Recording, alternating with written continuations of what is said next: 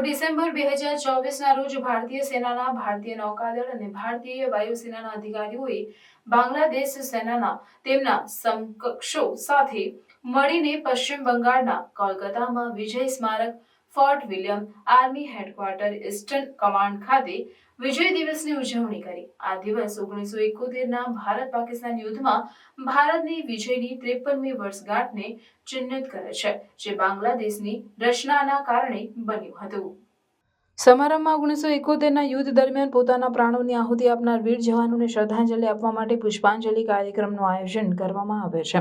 હેલિકોપ્ટરમાંથી પુષ્પવર્ષા કરીને વીર જવાનોને શ્રદ્ધાંજલિ આપવામાં આવી. આ કાર્યક્રમમાં બંને દેશોના ઉચ્ચ અધિકારીઓ અને વેટરનો હાજર રહ્યા હતા, જે ભારત અને બાંગ્લાદેશ વચ્ચેના મજબૂત બંધન અને સંયુક્ત ઇતિહાસનું પ્રતીક છે. વિજય દિવસ દર વર્ષે 16 ડિસેમ્બરે ઉજવવામાં આવે છે, જેથી ભારતીય સશસ્ત્ર દળોના શૌર્ય અને બલિદાનને યાદ કરી શકાય.